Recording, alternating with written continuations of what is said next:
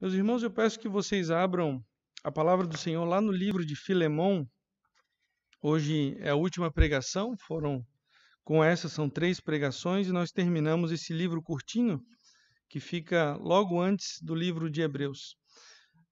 Como de costume, nós vamos ler não só os versículos finais, hoje a pregação será do versículo 17 até o final da carta, mas como é uma carta curta, vale a pena a gente ler ela por inteiro para entender bem o contexto. A palavra do Senhor diz o seguinte: Paulo, prisioneiro de Cristo Jesus, e o irmão Timóteo, ao amado Filemão, também nosso colaborador, e a irmã Áfia, e a Arquipo, nosso companheiro de lutas, e a igreja que está em tua casa, graça e paz a vós outros da parte de Deus, nosso Pai e do Senhor Jesus Cristo. Dou graças ao meu Deus, lembrando-me sempre de ti nas minhas orações, estando ciente do teu amor e da fé que tens para com o Senhor Jesus e todos os santos, para que a comunhão da tua fé se torne eficiente no pleno conhecimento de todo o bem que é em nós para com Cristo. Pois, irmão, tive grande alegria e conforto no teu amor, porquanto o coração dos santos tem sido reanimado por teu intermédio. Pois bem, ainda que eu sinta plena liberdade em Cristo para te ordenar o que convém, prefiro, todavia, solicitar em nome do amor, sendo o que sou, Paulo, velho, e agora até prisioneiro de Cristo Jesus.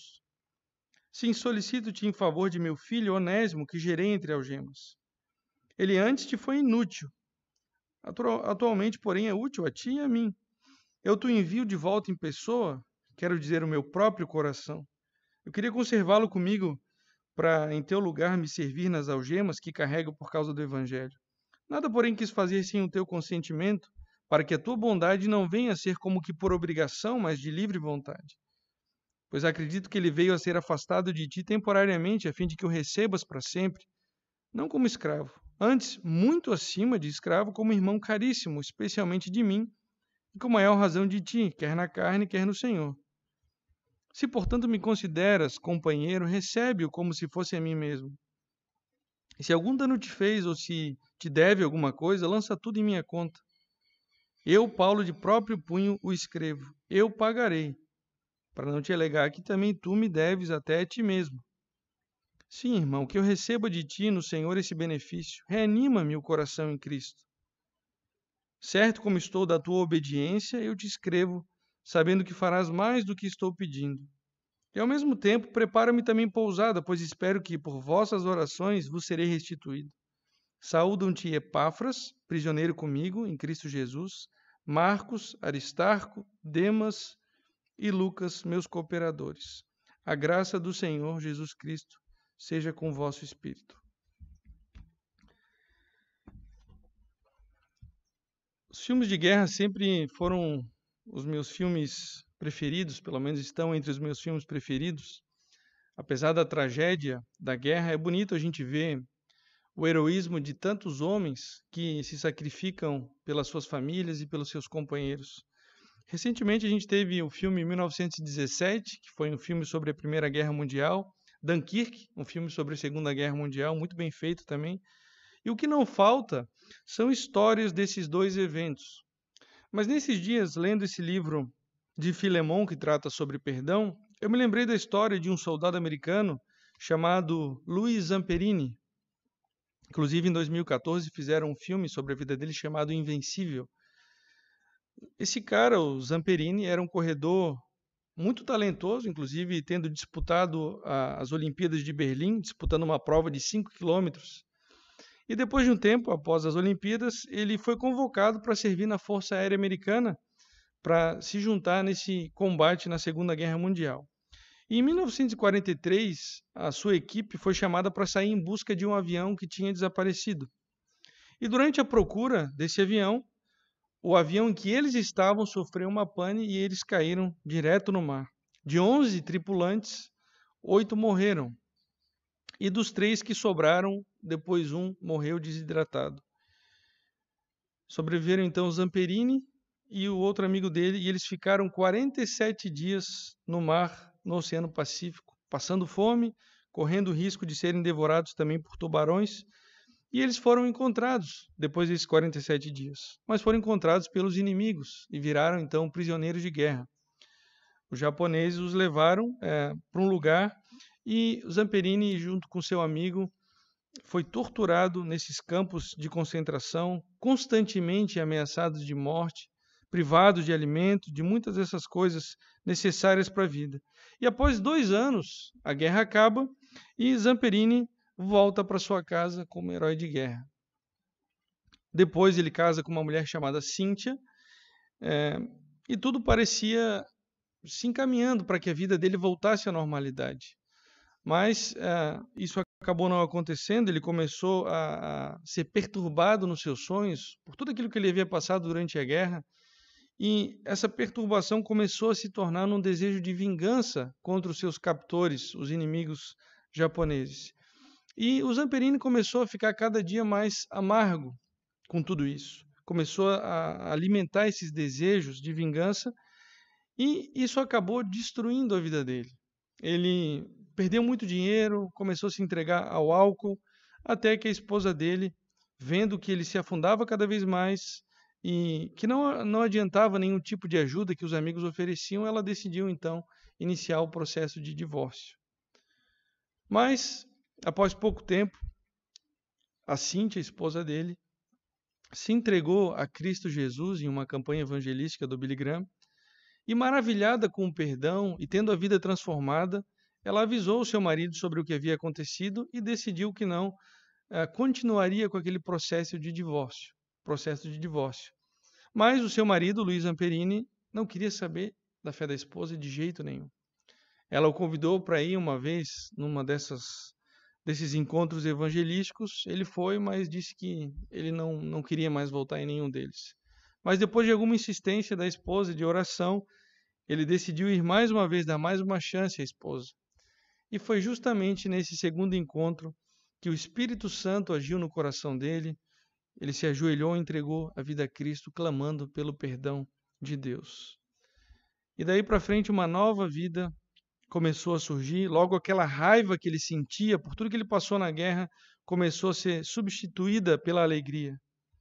E passou algum tempo, ele não apenas deixou de lado aquele desejo de vingança que ele tinha contra os japoneses que haviam torturado ele durante aqueles anos, mas ele decidiu procurar, por vontade própria, esses homens para conversar com eles. E nesses encontros houve perdão por parte de Zamperini. Ele pôde colocar o Evangelho de Jesus Cristo. Vários homens daqueles que haviam cometido atrocidades na guerra se converteram a Jesus. Tiveram também seus pecados perdoados e uma nova vida. Então, o perdão que de Deus alcançou a vida da esposa do Zamperini, depois o perdão da sua esposa, em consequência, atingiu a sua vida e o Senhor o transformou, alcançando-o também, dando perdão a ele e mudando toda essa amargura, gerando reconciliação e perdão na vida dele, junto com aqueles seus captores japoneses da guerra. E é isso justamente o que o Evangelho faz. As vidas são transformadas pelo perdão de Deus, através de Cristo, e os reflexos desse perdão, eles se alastram, eles vão frutificando, gerando perdão e reconciliação, onde muitos achariam impossível de haver. E a gente tem visto que essa carta de Filemão é uma carta também sobre perdão e sobre reconciliação. No caso aqui, a reconciliação entre Filemão, que era provavelmente um dos líderes da igreja em Colosso, e Onésimo, que era o seu escravo. Como vocês se lembram, Onésimo tinha fugido para Roma, onde a gente não sabe como ele se encontrou com o apóstolo Paulo, que estava preso. E lá Paulo ministrou o evangelho a Onésimo, Onésimo se converteu, se arrependeu dos seus pecados, e pouco depois, como fruto desse arrependimento, ele decide voltar para o seu senhor Filemão, levando essa carta escrita pelo apóstolo Paulo endereçada ao seu senhor.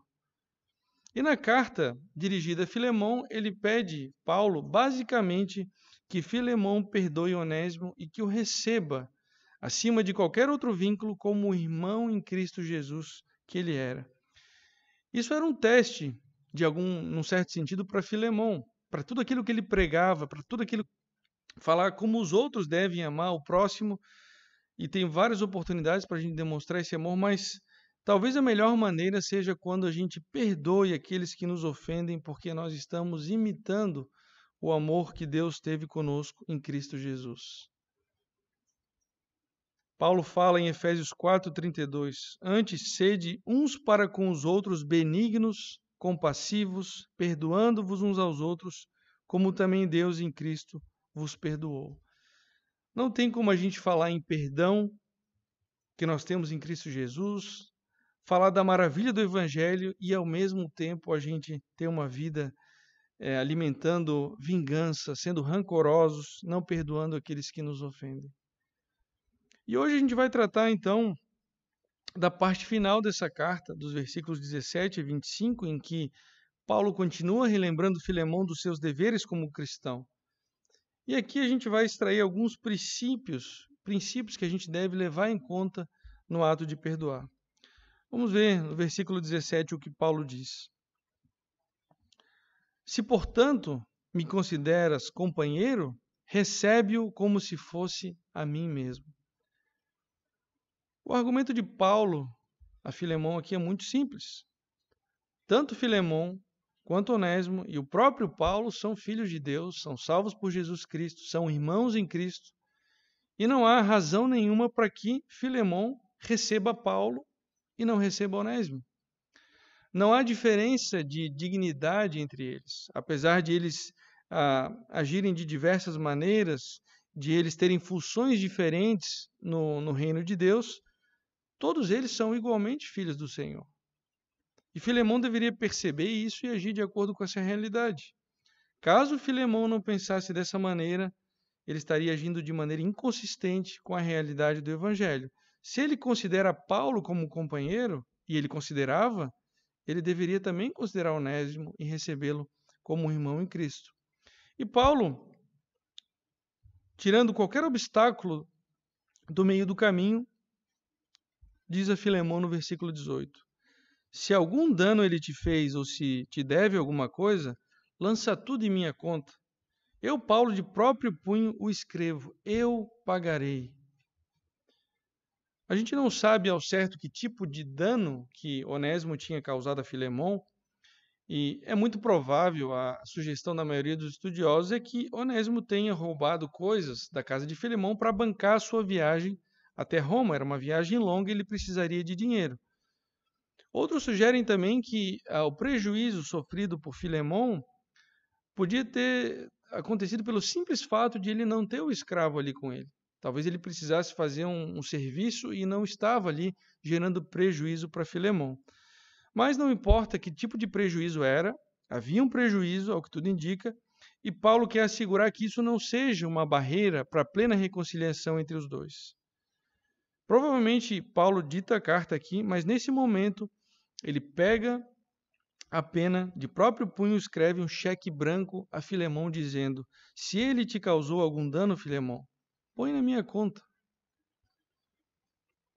Paulo sabia que o perdão muitas vezes envolve restituição. Mas nesse caso aqui, Onésimo não teria como pagar o prejuízo que ele causou a Filemão. E aí ele se coloca como um substituto no lugar de Onésimo. Ele está formalmente assumindo aquele débito, assumindo as consequências do ato do escravo Onésimo. A gente não sabe de onde veio o dinheiro de Paulo. Alguns sugerem que pode ter sido uma reserva que ele tinha da época que ele construía tendas ou oferta dos irmãos. Alguns falam que tem uma herança, mas a gente não sabe. O que a gente sabe é que Paulo falou, olha, se há algum dano e se isso vai ser um empecilho para a reconciliação, eu pago. Fica tranquilo, Filemão. Paulo não devia nada a ele, mas ele se coloca no lugar de Onésimo e ele mesmo se torna um devedor diante de Filemão. E vocês já perceberam que Paulo aqui ele está oferecendo com a própria vida uma ilustração linda do perdão que nós temos em Deus baseado na imputação, assim como Cristo Jesus fez conosco. Lá em Colossenses 2, versículo 13 em diante, a gente lê a respeito desse perdão que nós temos em Cristo Jesus, dessa troca que houve, nós devedores, Cristo pagou por nós e nós recebemos a herança dele.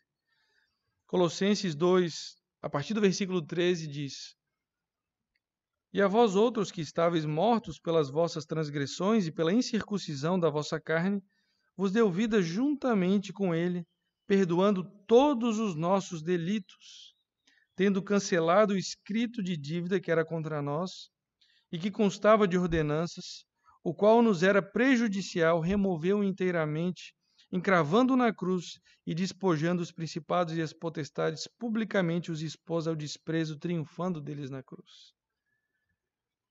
Na segunda carta de Paulo aos Coríntios, também, no capítulo 5, a partir do versículo 18, Paulo diz: Ora, tudo provém de Deus, que nos reconciliou consigo mesmo por meio de Cristo e nos deu o ministério da reconciliação. A saber, que Deus estava em Cristo reconciliando consigo o mundo, não imputando aos homens as suas transgressões, e nos confiou a palavra da reconciliação, de sorte que somos embaixadores em nome de Cristo, como se Deus exortasse por nosso intermédio. Em nome de Cristo, pois, rogamos que vos reconcilieis com Deus.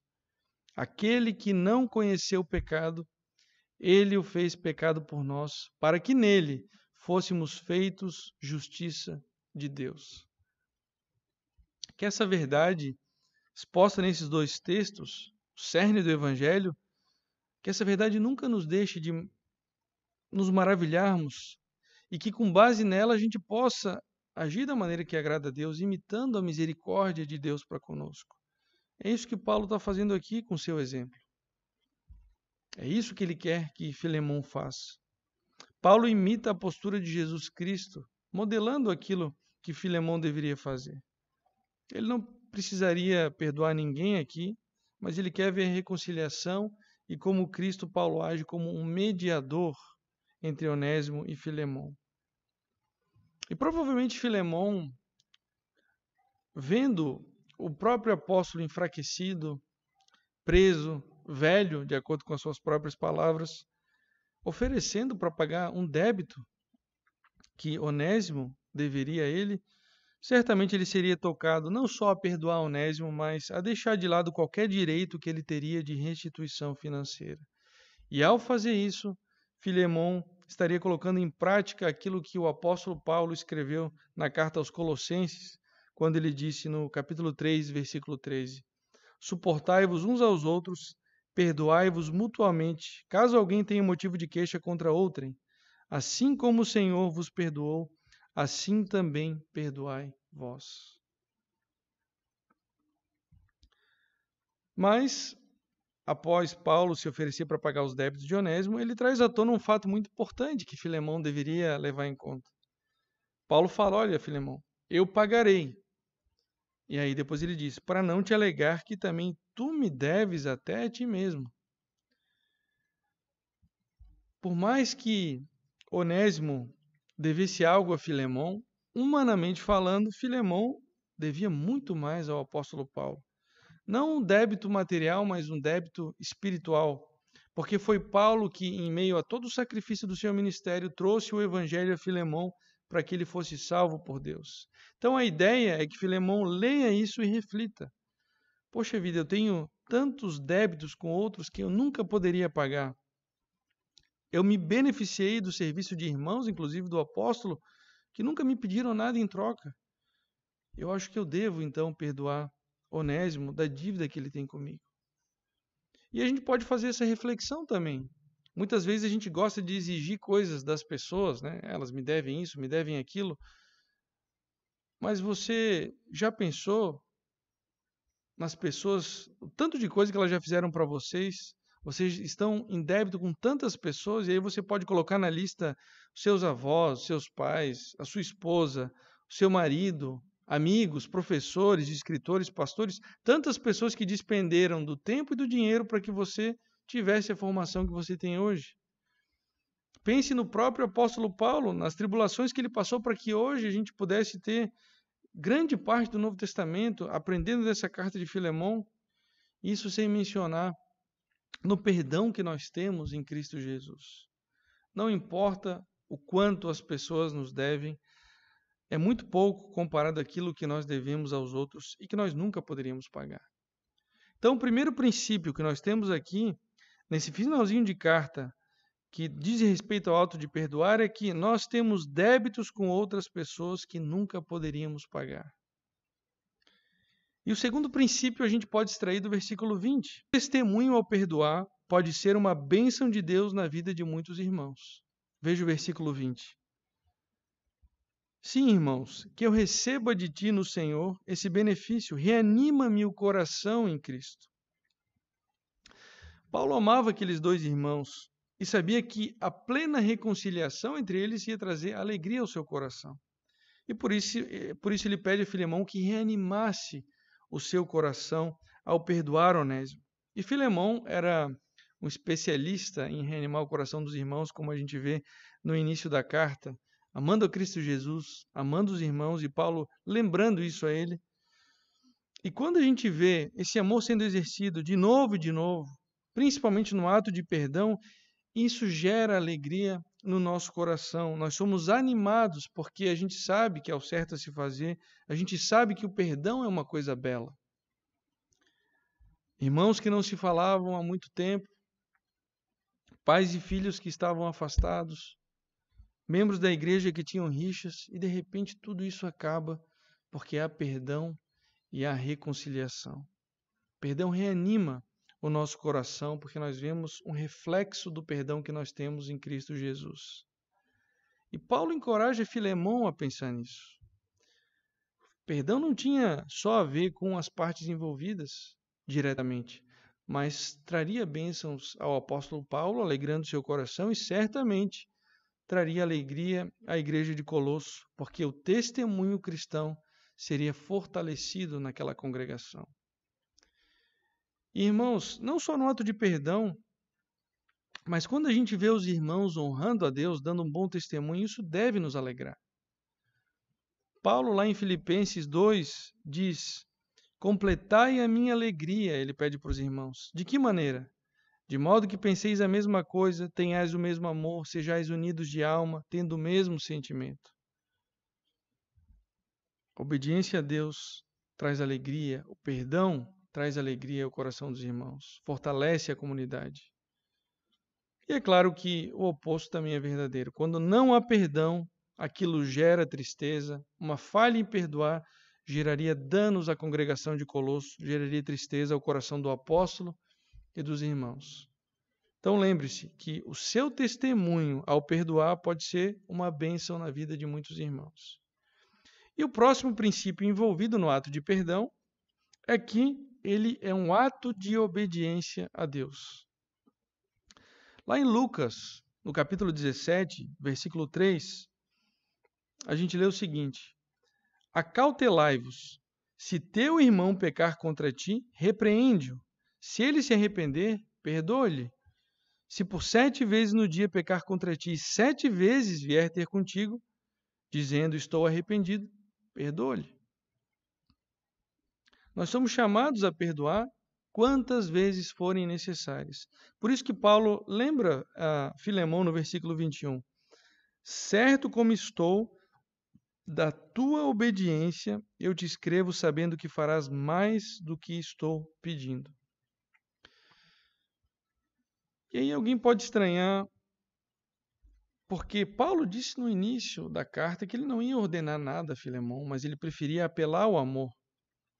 Lá no versículo 8, solicitaria em nome do amor em vez de ordenar.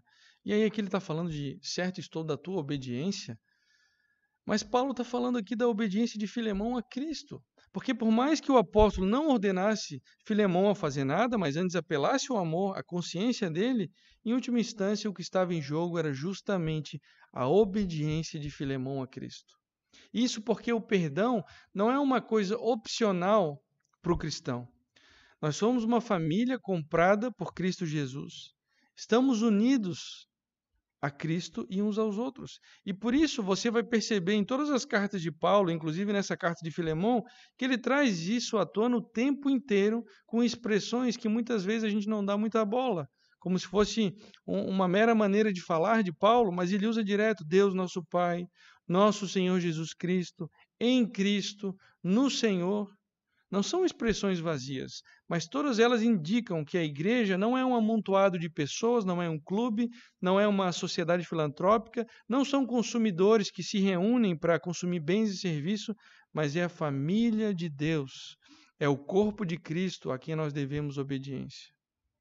Somos unidos a Cristo Jesus e somos unidos como irmãos por Cristo Jesus.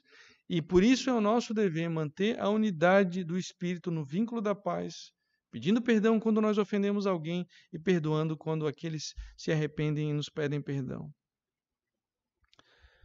Eu não sei se vocês já ouviram falar está meio que na moda isso lá na Europa, igrejas de ateus. Eles se reúnem aos domingos, tem músicas, leituras, reflexões, né? E até algo parecido com um sermão. Obviamente não tem menção nenhuma a Deus, a Cristo Jesus, talvez até tenha para falar mal, mas se prega ali a pseudociência, o materialismo científico e todas essas bobagens. Mas a ideia desses, entre aspas, irmãos, é formar uma comunidade de pessoas que têm os mesmos valores, que partilhem da mesma identidade. Inclusive, uma das principais denominações, se eu posso falar assim, é a Sunday Assembly, lá em Londres. Eles têm até um lema, né? Viva melhor, ajude com frequência, admire-se mais. Mas por mais que eles tentem imitar a igreja, por mais que eles tenham uma rede de ajuda, existe uma coisa que eles não entendem e que eles não têm, e que é aquilo que faz da igreja o que ela é, verdadeira igreja, que é a união com Cristo. Cada crente unido a Cristo, cada irmão unido ao outro, um corpo vivo. Nós não precisamos tentar criar uma união, mas ela já está criada, a gente não fabrica, não força nada, estamos unidos a Cristo, por isso a gente deve manter esse vínculo da paz entre nós e a gente deve obedecer ao Senhor Jesus. E claro que Paulo não expõe tudo isso exatamente aqui, mas em suas outras cartas ele expõe, mas ele quer deixar claro para Filemão, Onésimo é teu irmão em Cristo. Receba-o, trate como Cristo te ordena, obedeça o Senhor Jesus. Isso sempre vai servir para nós também. A gente precisa superar qualquer barreira com os nossos irmãos, porque nós somos um em Cristo, nosso Senhor, e é nosso dever como cristãos em buscar a paz na medida do possível com todos. E Paulo está certo de que Filemão vai fazer isso. E ele ainda fala, olha, eu estou certo, Filemão, de que você vai fazer isso obedecendo a Cristo e muito mais do que aquilo que eu estou te pedindo. O que ele está falando, a gente não sabe ao certo. Talvez ele estivesse falando da liberdade de Onésimo, das suas obrigações como escravo, como servo. Segundo estudiosos, a média que alguém permanecia escravo naquela época no Império Romano era de 10 anos, mas essa liberdade era dada àquele servo, aquele escravo que tinha servido fielmente. E é óbvio que Onésimo, olhando dessa perspectiva, estava longe de ser liberto, porque não cumpre, não preenche esse pré-requisito para a liberdade. E talvez Paulo, quando ele fala, você vai fazer mais do que eu estou te pedindo, talvez fosse um pedido a Filemão para não retardar essa possível libertação de Onésimo, ou então mesmo ele poderia pedir que Filemão libertasse logo Onésimo. E a outra possibilidade, que eu acho que deve ser a mais provável, é que o mais do que eu estou te pedindo aqui era que Filemão permitisse que Onésimo voltasse como escravo ou não, para ajudar Paulo no seu ministério em Roma, onde ele estava preso. O desejo principal dele é que os dois se reconciliem e se tratem como amados irmãos. Mas ele estava certo de que Filemão ia fazer mais do que isso ainda. E no versículo 22, Paulo diz: e ao mesmo tempo prepara-me também pousada, pois espero que por vossas orações vos serei restituído. Paulo esperava sair da prisão, ele tinha essa esperança, e ele disse inclusive que essa liberdade se daria por meio das orações dos irmãos. Deus é soberano, mas ele usa a oração dos seus filhos para cumprir os seus propósitos. E pelo que tudo indica, isso aconteceu. Paulo foi liberto da prisão, fez mais viagens missionárias antes de ser preso novamente e decapitado em Roma, mas a gente não sabe se ele conseguiu visitar Filemão e Onésimo. Mas aqui na carta, nesse momento, esse era o desejo do apóstolo. Se possível, ele queria visitar a igreja em Colosso e ver como terminou a situação entre os dois. Ou seja, Filemão teria de prestar contas ao seu líder espiritual. E isso é uma coisa saudável. Deus colocou líderes que zelam pelo bem espiritual da igreja, e uma das funções deles é justamente a supervisão, ajudando os irmãos nas dificuldades. E daqui, desses últimos versículos, a gente pode extrair mais um princípio, então, relacionado ao perdão. O perdão do cristão não é uma questão meramente privada. Dependendo da ofensa, inclusive, o perdão envolve líderes e irmãos da igreja. Paulo queria ver como a situação foi resolvida. E no versículo 23, ele fala também de irmãos que estavam cientes daquela situação, que eram testemunhas do que Paulo pediu a Filemão. E ele manda saudação a esses irmãos aqui. No versículo 23, ele fala de Epáfras, prisioneiro comigo em Cristo Jesus, Marcos, Aristarco, Demas e Lucas, meus cooperadores. Epáfras era provavelmente o principal líder da igreja em Colosso, pelo que a gente pode observar da carta de Paulo aos Colossenses, mas naquele momento ele estava com Paulo em Roma. E curiosamente aqui ele diz que Epáfras é prisioneiro com ele, e de Aristarco ele não fala nada, mas se você vai lá no finalzinho da carta de Colossenses, você vai ver o oposto. Aristarco é prisioneiro com ele, enquanto de Epáfras ele nada diz. E alguns sugerem então que essa prisão dos dois não era literal, mas ele estava falando de maneira metafórica, aqui mostrando que eles eram prisioneiros no sentido de fazer a vontade de Cristo Jesus juntamente com Paulo. Mas há a possibilidade de eles realmente serem prisioneiros com Paulo, né, fisicamente.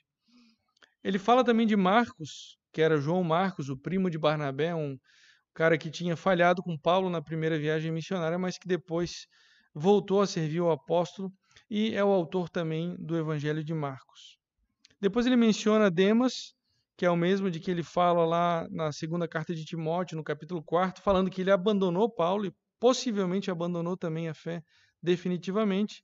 E por último ele fala de Lucas, o médico amado, autor do terceiro evangelho e do livro de Atos, que frequentemente acompanhava Paulo nas suas viagens missionárias. Todos esses irmãos aqui sabiam da situação ocorrida entre Filemão e Onésimo, porque era pública. E Paulo, apesar de tratar diretamente com Filemão nessa carta, vocês perceberam que ele se dirigiu à igreja de Colosso. E ele termina de novo, mostrando que mais irmãos estão cientes. E no finalzinho, no versículo 25, ele pede que a graça do Senhor Jesus Cristo seja com o vosso espírito, se dirigindo de novo à congregação. Então, a igreja, de uma certa maneira, estava envolvida naquele processo de reconciliação. E Filemão, além de prestar contas a Paulo, deveria também prestar contas à sua congregação. Então, irmãos, até aqui a gente viu alguns princípios envolvidos no ato de perdoar, no finalzinho dessa carta a Filemão. Você tem débitos com outras pessoas que nunca poderia pagar. O seu testemunho ao perdoar pode ser uma bênção de Deus na vida de outras pessoas. O perdão é um ato de obediência a Deus. O perdão do cristão não é uma questão meramente privada. E por último, de acordo com esse versículo 25, a gente pode extrair que o perdão genuíno só é possível pela graça de Deus. Paulo começou essa carta falando da graça de Deus e ele termina falando da graça de Cristo sobre a congregação. É um reconhecimento de que a gente só pode agradar a Deus com as nossas vidas pela graça dele. E aquilo que era impossível de acontecer, muitas vezes, como um perdão, só é possível pela graça de Deus, como a gente viu lá no início da pregação, na vida do Zamperini e na vida de Filemão também.